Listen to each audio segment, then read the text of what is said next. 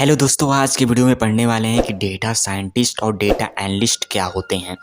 तो data scientist और data analyst में मेजर डिफरेंट भी जानेंगे।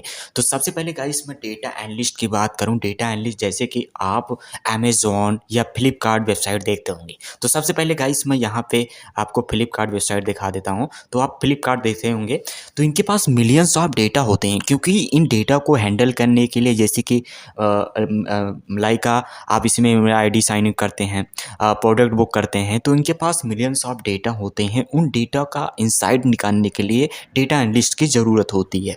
तो अगर हम डेटा एनालिस्ट मोस्टली बहुत सारी कंपनियों में यूज़ किए जाते हैं, क्योंकि उनको एनालाइज करना होता है डेटा को, तभी वो समझेंगे।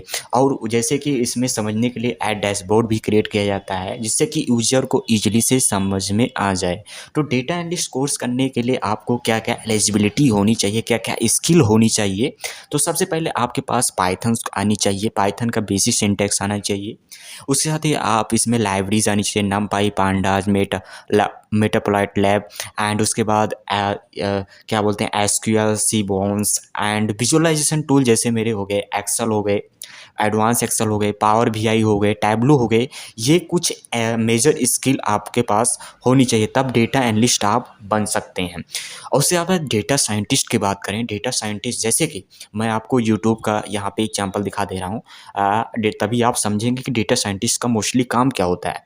तो जैसे कि आप यहाँ पे सॉन्ग सर्च करते हैं, तो सॉन्ग्स मान लो न्यू सॉन्ग करता हूँ, तो यहाँ पे न्यू सॉन्ग किया, तो अभी मैं इसको इंटर किया, तो आप देख सकते हैं यहाँ पे मिलियंस ऑफ सॉन्ग यहाँ पे आ जाते हैं, ऑटोमेटिक यहाँ पे आ जाते हैं। तो ये काम कैसे होता है, ये ऑटोमेटिक कैसे समझ लेता है कि मैं यहाँ पे सर्च कर रहा हूँ, ये डेटा कहाँ से आ रहा है। तो ये सारा काम डेटा साइंटिस्ट का होता है, क्योंकि इसमें neural network and machine learning, machine को समझना कैसे काम होता है, तो ये सारे काम इसमें डेटा साइंटिस्ट में होता है। जैसे कि आप उबर ऑटो या रैपिडो बुक करते होंगे, तो ये कैसे पता लगा लेता है कि यहाँ से यहाँ की दूरी इतना रुपए लगेगा। तो ये सारा डेटा ये डेटा साइंटिस्ट ही कर सकते हैं, क्योंकि इनका डेटा को सारे को एनालाइज कर लेते हैं, कितना यहाँ से कितना पैसा लगेगा, ये ऑटोमेटिक मशीन लर्निंग की मदद से समझ जाते हैं। तो ये सारा काम डेटा साइंटिस्ट वाले ही करते हैं।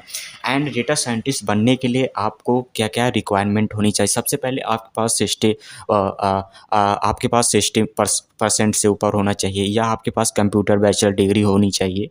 एंड उसके बाद आपको मैथ में अच्छी पकड़ होनी चाहिए, जैसे कि कैलकुलस होना चाहिए, अलजेब्रा, ये सारी चीज़ें आपको अच्छी पकड़ होनी चाहिए। तो उसके लिए सबसे पहले आपको पाइथन्स भी आनी चाहिए, क्योंकि पाइथन की जो लाइब्रेरीज होती हैं उनकी मदद से हम डेटा साइंटिस्ट बन सकते हैं। उसके बाद स्टैटिस्टिक्स आनी चाहिए, एंड फीचर ऑफ इंजीनियरिंग भी आनी चाहिए, ईडीए भी आना चाहिए, एंड एनएलपी बहुत इंपॉर्टेंट, न्यूरल नेटवर्क होता है, एंड मशीन लर्निंग जैसे कि सुपरवाइज एंड अनसुपरवाइज क्या होती हैं, तो ये कंप्यूटर विजन्स क्या होते हैं, ये सारी चीज़ें, एंड उसके साथ डीप लर्निंग क्या होती हैं। तो ये सारी चीज़ें इस सब्जेक्ट में पढ़ना होता है जब आप लाइक डेटा साइंटिस्ट बनते हैं। तो डेटा साइंटिस्ट काफ़ी ज़्यादा आज के फ्यूचर में काफ़ी ज़्यादा रोल्स हैं, काफ़ी ज़्यादा जॉब्स हैं डेटा साइंटिस्ट में, उसके साथ डेटा एनालिस्ट में भी जॉब हैं। लेकिन डेटा एनालिस्ट और डेटा साइंस में काफ़ी मेजर भी डिफरेंस है, क्योंकि डेटा साइंस और डेटा एनालिस्ट में क्या होता है, डेटा को हम एनालाइज कर सकते हैं, और डेटा साइंस में क्या होता है, पूरा ही डेटा हम अपने आप हैंडल करते हैं। तो ये मेजर डिफरेंट होते हैं data analyst and data science में।